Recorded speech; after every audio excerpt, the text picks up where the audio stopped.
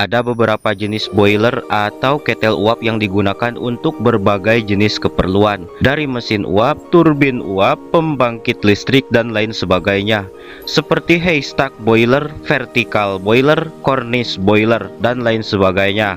Di sini kita akan bahas beberapa komponen boiler jenis lokomotif dengan sederhana. Whistle, safety valve, ampere injector, flyball, saya tidak akan bahas semua itu. Dan umumnya lokomotif menggunakan boiler lay down atau posisi terbaring. Namun ada juga yang menggunakan vertikal atau tegak, berdirilah. Bahan yang digunakan untuk tabung boiler adalah jenis baja bang. Namun ada juga yang menggunakan kuningan kak. Firebox. Firebox adalah tungku atau ruang pembakaran, di mana kayu dan batu bara dimasukkan pada ruang tersebut.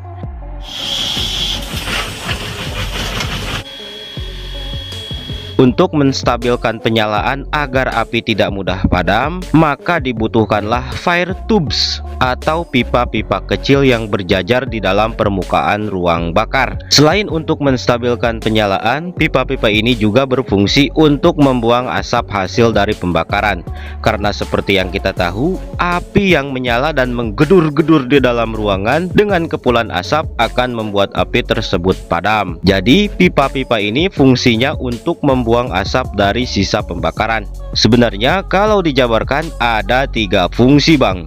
Pertama, membuang asap. Kedua, menstabilkan penyalaan.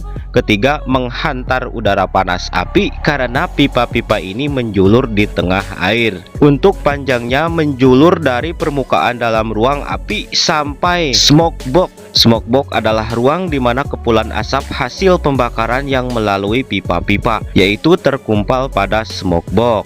Smoke box ini yang disebut sebagai kepala boiler atau bagian depan boiler.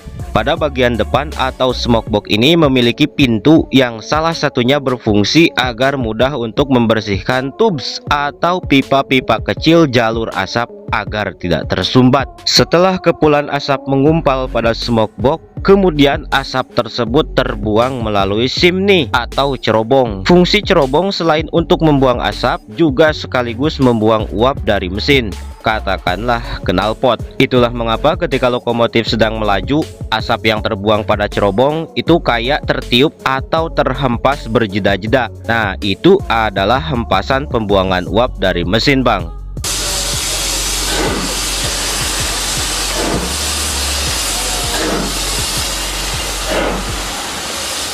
Dan ini adalah penampakan pipa pembuangan uap dari mesin yang menghempas-hempas itu kak. Untuk cara kerja api yang menggedur-gedur dalam firebox akan memanaskan air dan menghasilkan kepulan uap yang kemudian ditahan dan ditampung sehingga menghasilkan tekanan tinggi.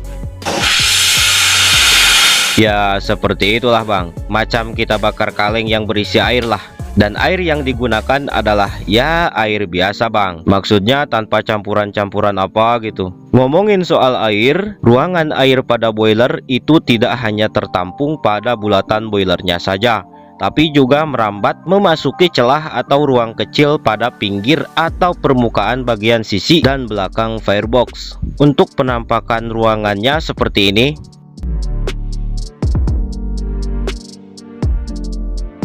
Intinya pembakaran pada ruang bakar tidak hanya sebatas ruang saja, tapi ruang tersebut juga memiliki celah air yang mengelilingi ruang pembakaran.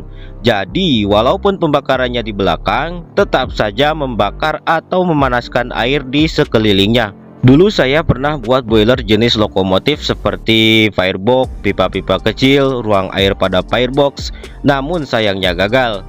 Gagalnya itu bukan karena komponen bahan, tapi karena pada saat proses pengelasan terlalu banyak bocor. Akhirnya gagal.